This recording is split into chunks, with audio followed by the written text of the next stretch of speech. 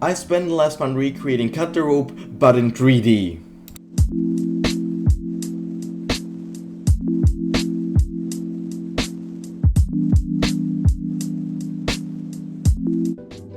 Cut the Rope was a masterpiece of its time, which is why I will be recreating the game in 3D using Unity, and I'll be making it downloadable so all of you guys can play the game. There's also going to be a special feature you will not want to miss. This remake will be based off the cardboard stages from the game, meaning that we'll need to recreate the player and the candy, some features, and a cardboard box. Okay, for this remake I plan on using 3D modeling as that's something I have the most experience in, and I did the same thing last time I recreated Plants vs Zombies, video in the top right corner. Now recreating Omnom shouldn't be that big of a deal, we just put a bit of a blob there and jeez. Okay, now that's looking better. Now all that's left to do from the modeling part is his animations. They did take a while to create, but I really like how they turned out, and I really wanted to put in effort into this so they actually looked good in the end. While a lot of his animations were created using Blender, I did create some of them using Unity as well. Like his squish and stretch animation or his blinking animation were all created using Unity. Okay, now we just need a rope to hold the candy, which I made in Blender in like 2 seconds. Okay, now let's try this out for the first time. Nothing works on the first try, right? Okay, so after that huge fail, I realized I only had 2 ways of creating rope. The first by using Unity's hinge joints and everything to connect all the rope parts together, and the second way is using Blender's bone structure system and stuff like that to make it all work. Now at the time I had no idea which one to choose because both of them seemed like good options, and the only reason I chose Unity's is because there was a lot more tutorials on how to make ropes with Unity than with Blender. Now that we have our way of actually creating the ropes, it's time to actually create the ropes, which was easier said than done. Most of these ropes didn't have any mass, so if we put a candy on the end, they wouldn't really follow the laws of gravity that well. So that means we're just gonna have to use our blended method and hope that it actually works. But for now it all works just fine. I did have to combine the Blender and the Unity method because both of them needed to be combined for the Blender way to work, because the Blender way as well needed hinge joints from the Unity game engine. With all that done, it's time to start working on the bubble.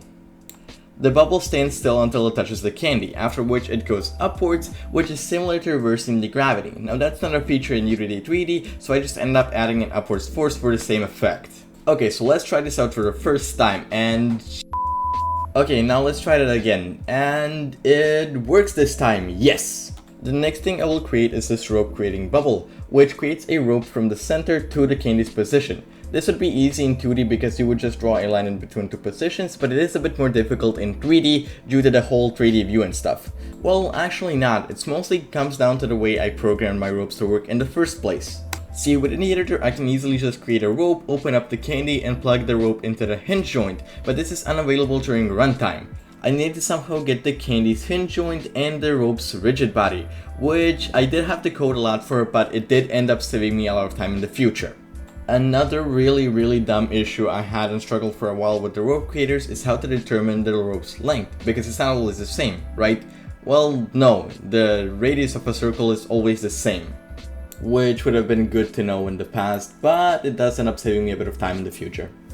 And the final thing we have to create are the spikes, which is one of the easiest things to create. It just basically destroys the candy and makes Omnom sad, restarting the level.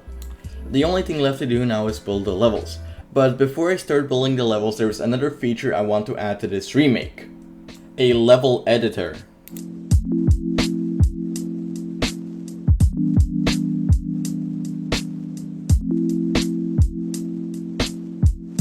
This will give you the ability to create your own cut the rope levels and share them in my Discord server, for example. And depending on how well this video does, there might even be some prizes for good levels. The best of the best levels will actually end up in the game itself. If you wish for your level to end up in the game, feel free to submit it in the Discord server, link in the description. Okay, with that out of the way, let's actually see how I made a level editor for Cut the Rope in 3D. For this level editor, we'll need a mover and a rotator, a saving function for the level saving, and a play mode. The first thing we should start off with is the mover and the rotator. Now I didn't really know how to make it because I never made a level editor before and my Google searches didn't really yield any help.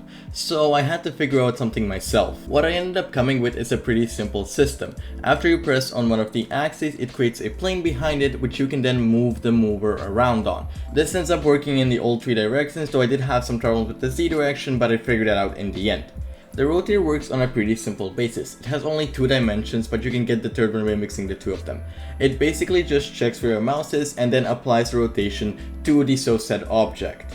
Coming up next is the saving and loading system, which to explain to you would take longer than a year, so I'll cut it short. It saves the names and the positions of all the objects into a JSON file, which can then be shared using Discord or other services because of its small size. And the last thing is the play mode, which you would think it caused me the least trouble, but it ended up causing me the most trouble. Most of the trouble came due to spawning and restarting the objects when they have already been destroyed. The way I ended up doing this is by saving the game every time you actually load the level, so that then when you're done playing the level and you want to reload your editor, it's all good. The only big problem I had with this system was that I ended up overloading my level a couple of times, but that's fine. What happens when you load into the play mode is this play script gets activated in the objects, which destroys the object and sets the actual playing object into the game. This works for everything except for the ropes, as it is hard to determine where the rope is to the candy's position. This does though bring us back to something I said before. So I ended up coding a lot of code just for there to be a possibility of creating a rope during the runtime. My hours of development haven't been wasted after all, yes! So now every time you start the game, the rope is created into a rope creating objects, which using the scripts makes everything work just fine. There was a really funny bug with the trash can objects, which is when you were to delete an object, the JSON file would still send it to the game as if it wasn't deleted, meaning that the respawned object would still come back after the play mode was done. This did confuse a couple of my playtesters. I also ended up adding an info bubble so you can read about the editor, how to use it, and read some often bugs that people have. This will just add to the ease of the use of the editor itself, which I find is a good thing. Okay, now let me rapid fire some of the smaller features so I don't waste that much of your time.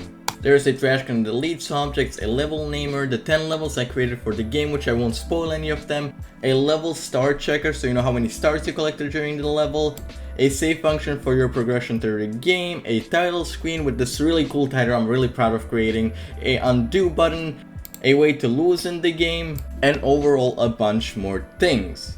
During the development of this game there were a lot of bugs, which some of them were funny, but the funny ones I've shown and I don't plan on showing the other ones because they weren't funny or just weren't interesting for the context of the video. This will mark the end of the video.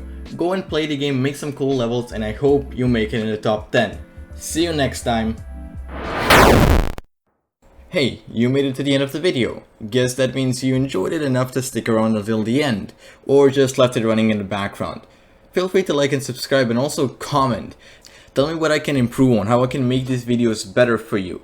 You, well maybe not you, but you as a collective helped me last time on my last video because popping up text really sucked and a lot of people couldn't watch it due to that, which I hope is better in this video. Okay, now that's it from me. See ya when I recreate the world in 4D. Just kidding.